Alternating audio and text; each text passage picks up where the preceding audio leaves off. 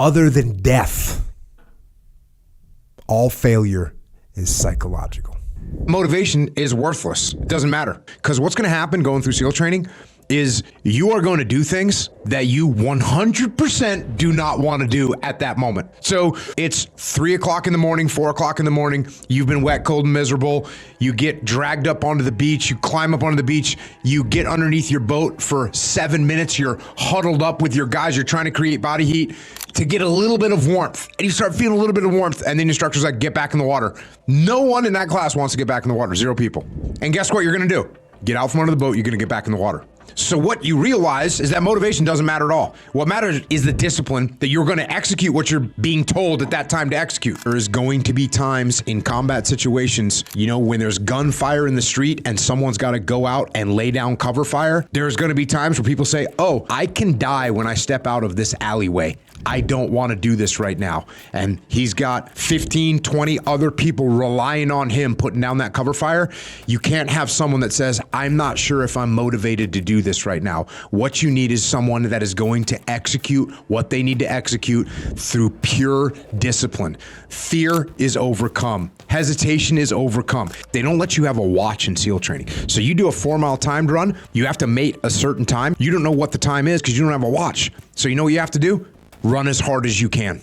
Same thing with a swim. What do? Swim as hard as you can. The motivation won't be there. 3.5 miles into a 4-mile time run, you're dying. You feel like you're gonna die. What do you gotta do? You gotta have the discipline to keep pushing. Otherwise, you're not gonna make the time. I'm on an oil rig doing a training mission. My whole platoon is in a skirmish line looking at a large area of the oil rig that we're supposed to be clearing. And by the way, I'm the youngest and most junior guy in my platoon. And I'm standing there looking down the sight of my weapon and I'm waiting for someone to make a call and tell us what to do. No one's saying anything. After like 30 seconds, which seems like an eternity, I can't take it anymore. I take a step off the skirmish line. I look to my left, I look to my right. Every other guy in my platoon is staring down their weapon, staring down the sight of their weapon, which means their field of view is tiny. Well, when I take a step back and look to my left and look to my right, guess what kind of field of vision I got? I got a massive one. I can see the whole scene and I can see exactly what it is we need to do. And at that moment, look, as a new guy, you need to keep your mouth shut. You don't say anything. And I'm thinking, well,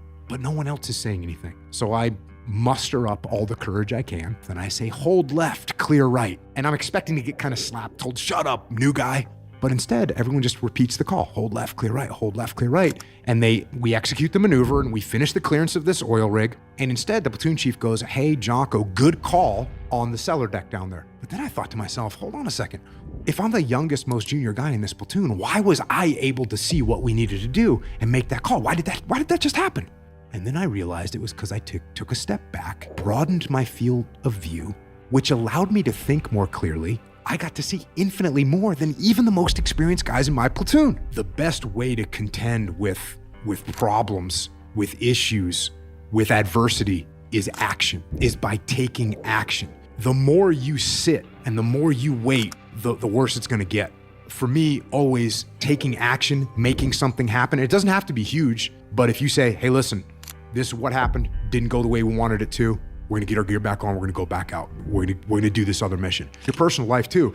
Something doesn't go the way you wanted it to go, you didn't get the job you wanted, you didn't get the hire, you didn't get the promotion, you can go home and sit there and dwell on it. That's not getting you any progress. Or you say, okay, you know what? Let me do a quick analysis. Why didn't I get that promotion? Oh, it's because I didn't get this qualification or I hadn't jumped through this gate. How do I get to jump through that gate? So next time I will get the promotion, and you start taking action.